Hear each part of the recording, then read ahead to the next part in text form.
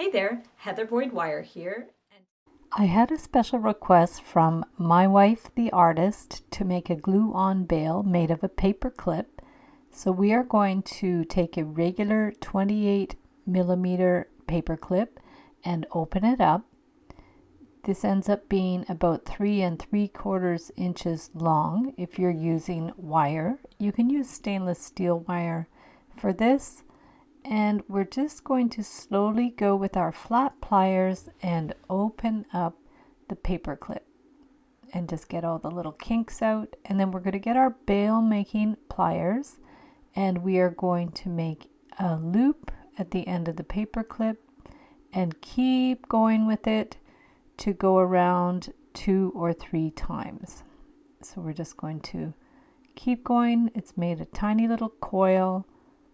And then we need to bend the wire down, straight down. So that's our beginning point. And then we're going to turn it around and take the smallest part of the bail making pliers and turn the end around to make a little closed loop.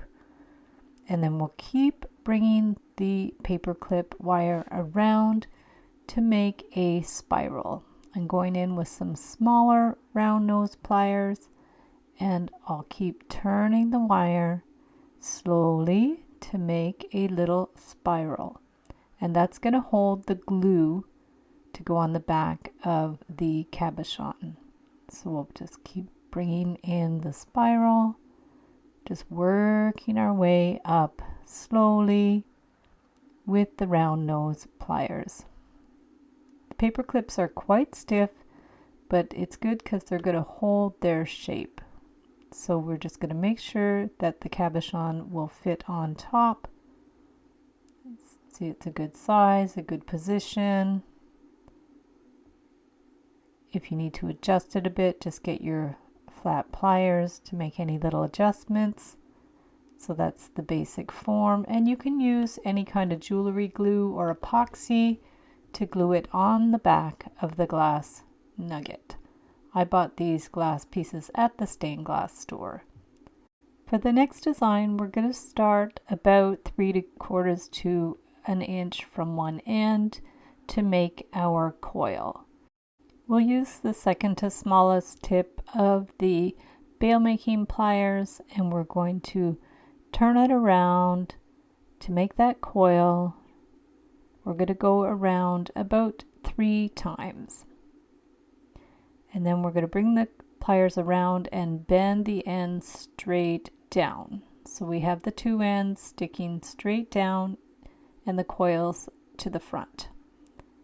So now we need to remove the bail making pliers and we're going to get our small round nose pliers, and with the shorter end we're going to turn the tip around to make a closed loop.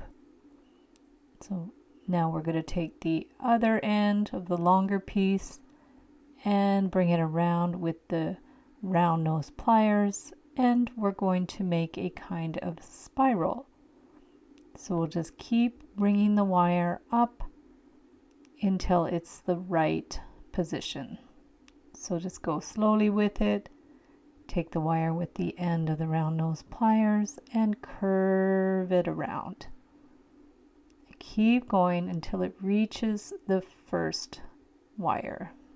Just keep wiggling it up and then it's just going to barely touch the other wire. You could pinch it so it's flat and straight with the flat pliers.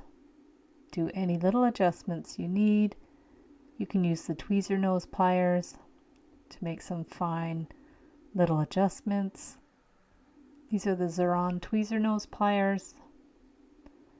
Use the round pliers as well and just make sure it fits with the glass piece, and that's how it looks.